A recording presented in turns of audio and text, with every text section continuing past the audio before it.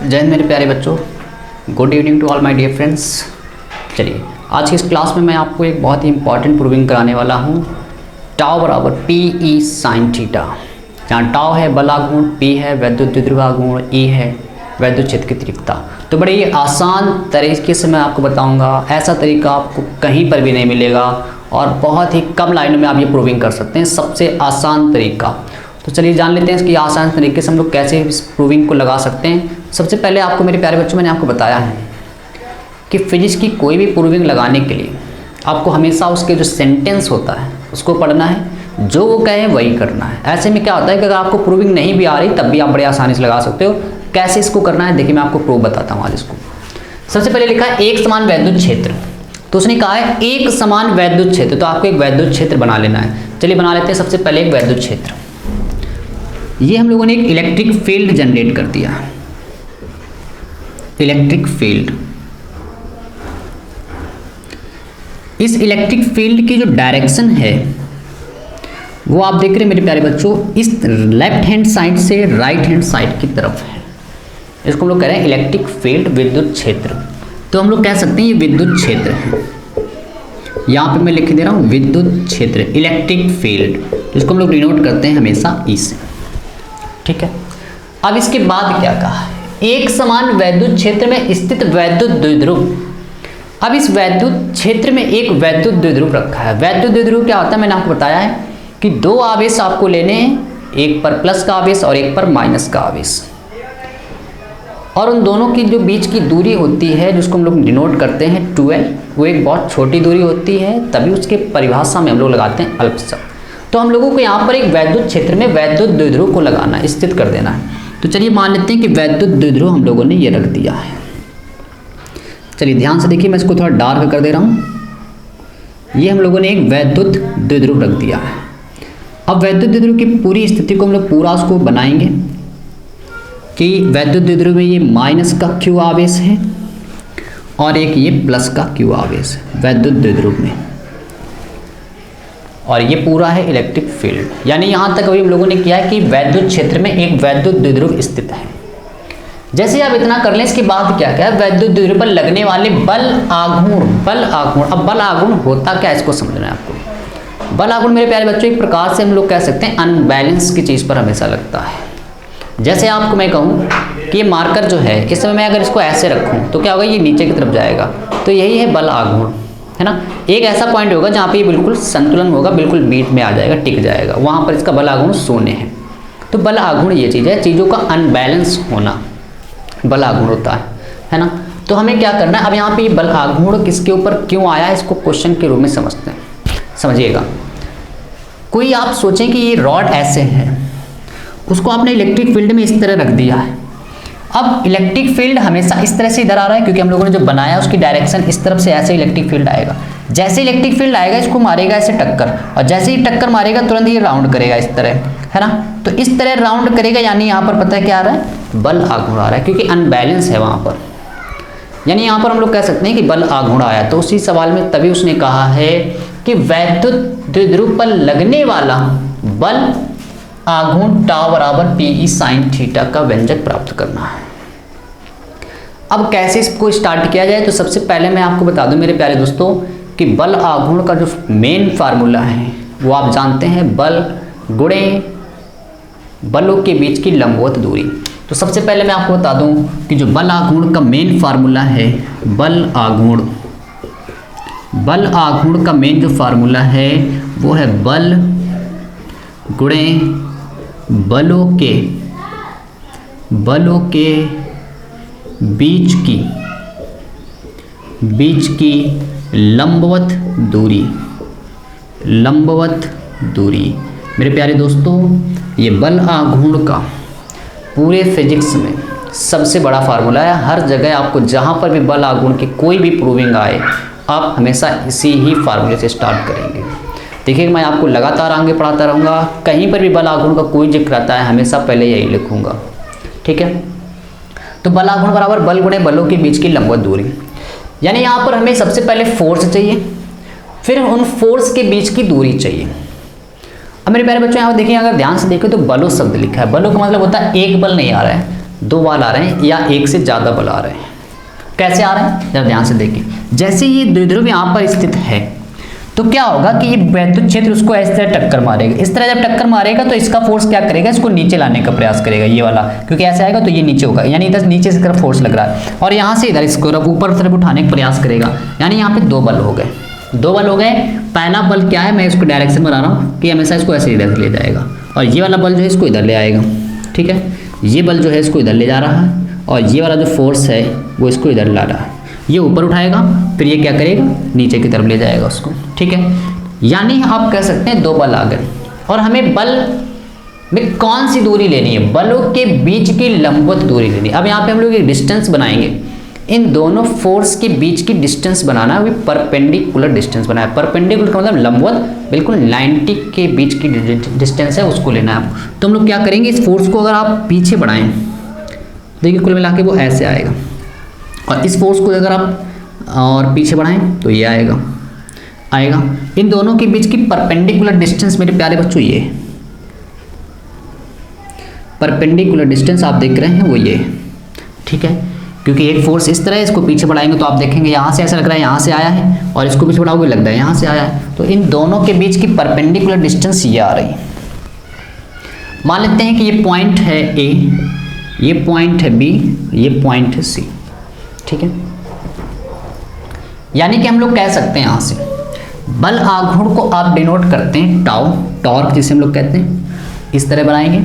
बल को हम लोग लिखते हैं फोर्स यानी एफ से, और डिस्टेंस यहाँ पर बलों के बीच की लंबवत डिस्टेंस है मेरे प्यारे दोस्तों बीसी।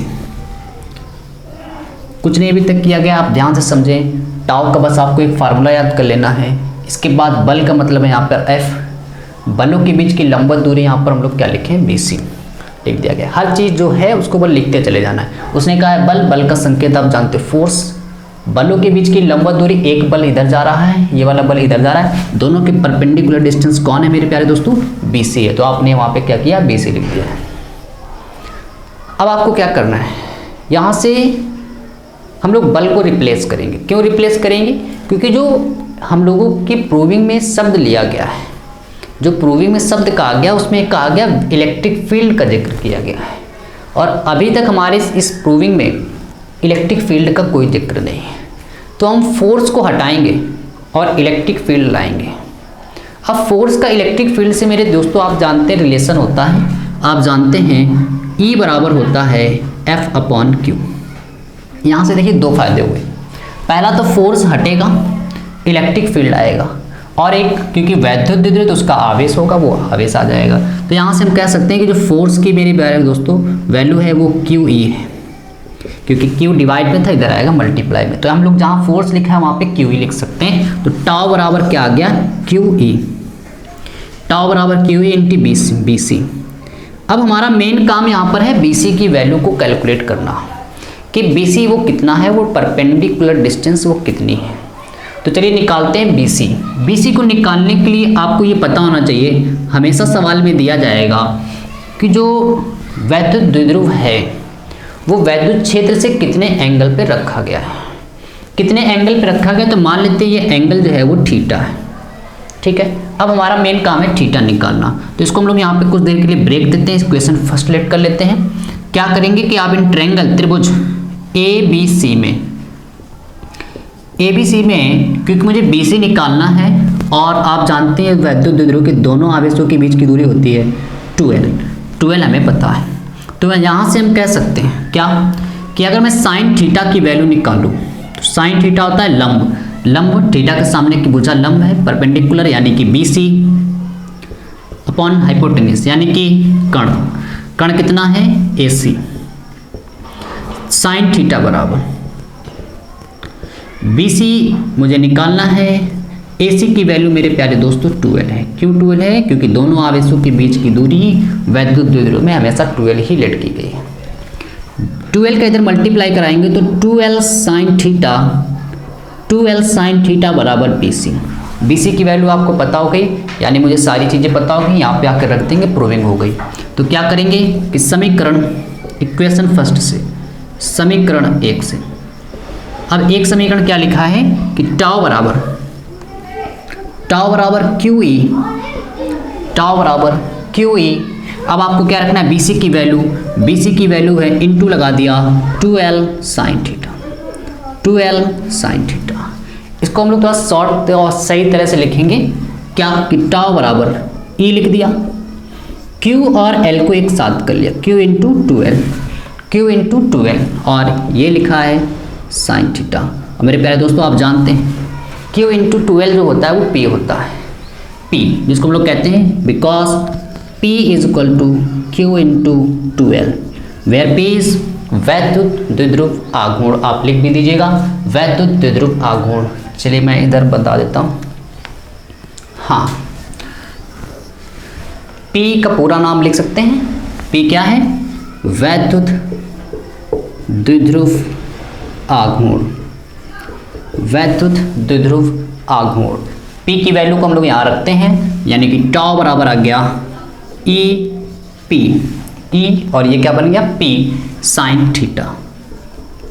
इसको हम लोग सही तरह से लिखेंगे टाउ बराबर PE sin थीटा, टाउ बराबर PE sin थीटा, जहाँ पर P क्या है वैद्युत द्विध्रुव आघूर्ण, E क्या है इलेक्ट्रिक फील्ड जिसे हम लोग कह रहे हैं वैद्युत द्विध्रुव, और थीटा है कि वो कितने एंगल पे रखा गया है वैद्युत द्विध्रुव।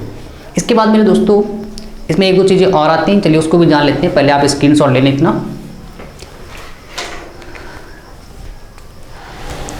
चलिए इसके बाद पूछा जाता है कि अधिकतम बल आघूर्ण कब है, न्यूनतम बल आघूर्ण कितना है। तो सबसे पहले आपको क्या करना है, ध्यान से देखिएगा।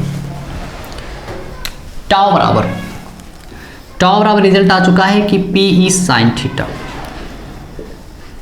मेरे प्यारे दोस्तों फिजिक्स एक ऐसा सब्जेक्ट है जिसको आप रट नहीं सकते, और यदि रट रहे हैं तो वो फिजिक्स नहीं है।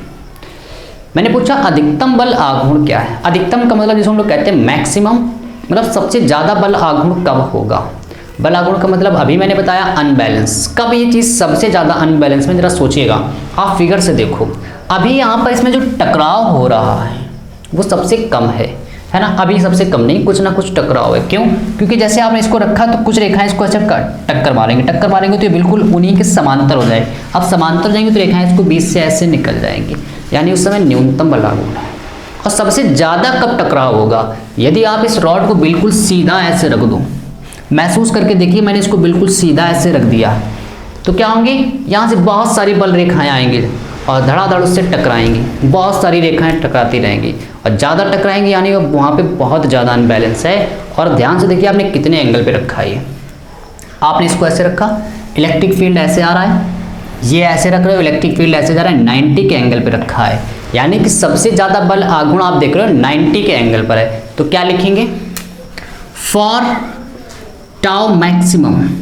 इसका मतलब क्या है, अधिकतम बल आघूर्ण के लिए ये तभी संभव है जब साइन थीटा का मान 1 है, क्योंकि थीटा का मान वहाँ पर कितना है, वहाँ 90 है। क्योंकि 90 एंगल पर ही टाउ जो है उस समय टाउ मैक्सिमम बन चुका होगा। यानी कि हम कह सकते हैं टाउ की जगह आप क्या लिख सकते हैं, फॉर टाउ बराबर टाउ मैक्सिमम। ये तभी संभव है जब साइन थीटा की वैल्यू कितनी है, 1। अब 1 क्यों है, क्योंकि थीटा 90 पर ही अधिकतम बल आघूर्ण और साइन 90 की वैल्यू आप जानते हैं 1 है। तो टाउ की जगह अगर हम लोग लिख दें टाउ मैक्सिमम, यहाँ पर क्या आ जाएगा, PE, यानी कि अधिकतम बल आघूर्ण का जो फार्मूला है वो टाउ मैक्सिमम बराबर PE, और न्यूनतम बल आघूर्ण क्या है, फॉर टाउ बराबर टाउ मिनिमम। मिनिमम बल आघूर्ण वो कब हो सकता है, जब आप इस रॉड को, मिनिमम मतलब बिल्कुल भी बल आघूर्ण ना हो। बिल्कुल कब नहीं होगा, जब आप जो वैद्युत द्विध्रुव है इसी के समांतर रख दो। समांतर में होगा क्या होगा, बिल्कुल बल रेखाएं निकल जाएंगी, उससे कोई टकराएगा नहीं। और समांतर में हमेशा एंगल होता है 0, है ना। तो क्या कह सकते हैं कि उस समय जो साइन थीटा की वैल्यू है वो कितनी होनी चाहिए, 0 होनी चाहिए। यानी हम कह सकते हैं उस समय थीटा कितना है, 0 है। तो उस समय बल आघूर्ण क्या आएगा, टाउ की जगह आप रखिए टाउ मैक्सिमम, और साइन थीटा की जैसे आप वैल्यू रखेंगे 0 तो ऑल टोटल हो गया 0। यानी न्यूनतम बल आघूर्ण क्या होगा, 0, और अधिकतम बल आघूर्ण क्या होगा, PE। एक बहुविकल्पी बहुत ज़्यादा पूछा जाता है पेपर में, उसको धीरे से ध्यान समझते हैं। लास्ट ये बहुविकल्पी आपके पेपर में बहुत बार आया है। आप जानते हैं मेरे प्यारे बच्चों, मैथ में आपने एक फार्मूला पढ़ा होगा A vector dot B vector का, modulus of A modulus of B vector sine theta, है ना। फिर उसको हम लोग ए और बी लिख देते हैं अगर लिखना चाहो, क्योंकि मॉड से निकली गई संख्या यहाँ पे सदिश हो ही नहीं सकती फिर। तो यहाँ पर अगर देखो तो ए की जगह लिखा है पी, बी की जगह लिखा है ई, ये लिखा है साइन थीटा। यदि हम लोग इसको इस रूप में लिख दें तो टाउ वेक्टर क्या हो जाएगा, P क्रॉस E, ये फार्मूला बन जाएगा। टाउ बराबर P vector cross E vector. Cross क्यों लगाया, क्योंकि A की जगह मेरे प्यारे दोस्तों लिखा है P, B की जगह लिखा है E, तो इसको हम लिख सकते हैं A डॉट P, सॉरी यहाँ पे गलत हो गया, A क्रॉस B, तो यहाँ पे क्या आ जाएगा A cross B। A cross B का फार्मूला होता है A vector B vector sine theta, यानी ए की जगह लिखा था पी, बी की जगह लिखा है ई, तो यहाँ पे इसको हम लोग ए क्रॉस बी, ए का मतलब पी, बी का मतलब E, P vector cross E vector. तो आपको उम्मीद कर रहा हूँ कि बहुत सरल लगी होगी प्रूविंग। मिलते हैं हम लोग एक नई वीडियो में एक नई प्रूविंग के साथ। जय हिंद, गुड नाइट।